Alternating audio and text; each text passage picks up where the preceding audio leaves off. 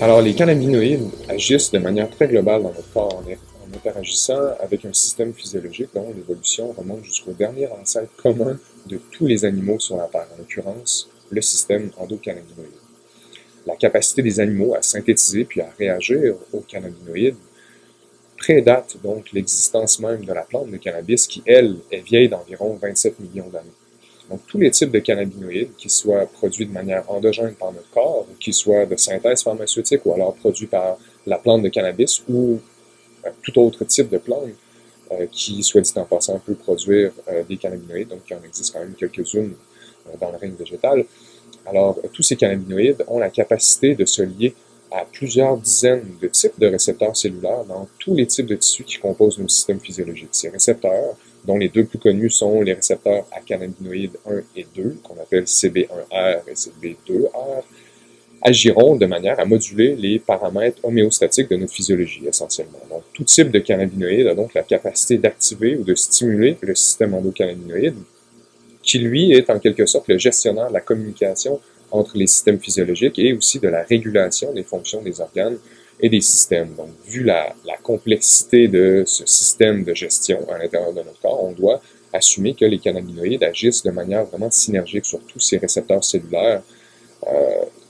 c'est-à-dire qu'en fait que la présence de plusieurs cannabinoïdes en même temps qui agissent de concert sur des dizaines de types de récepteurs différents qui sont liés fonctionnellement les uns aux autres n'aura forcément pas le même impact physiologique sur notre corps que si l'on utilise une molécule seulement. Par exemple, le CBD seul n'agit pas vraiment, ou peut-être même on pourrait dire pas du tout de la même manière que, par exemple, le THC et le CBD en combinaison. Pourquoi? Eh bien parce que, avec la recherche récente des dernières années, on sait par exemple que le CBD agit à titre de modulateur allostérique négatif du fameux récepteur CB1R, qui est en fait le récepteur principal sur lequel se fixe le THC pour donner l'effet psychotrope du cannabis au niveau du système nerveux central. Le CBD se lie par conséquent à ce récepteur-là sur nos cellules, mais à un endroit qui est différent sur le récepteur que l'endroit où le THC se fixe. Donc, quand le CBD se fixe au récepteur, il change la conformation du récepteur, c'est-à-dire qu'il change la forme ou la morphologie du récepteur dans la membrane de la cellule, et alors le récepteur, lorsqu'il se lie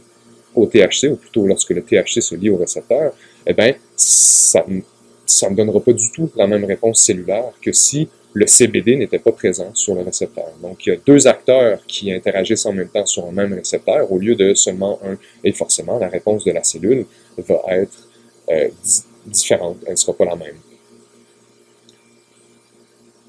C'est une notion qui touche à un concept qu'on appelle finalement l'effet d'entourage, qui gagne, je dirais, du terrain en recherche au cours des dernières années, qui est extrêmement fascinant d'un point de vue biologique et, je dirais, même prometteur d'un point de vue thérapeutique.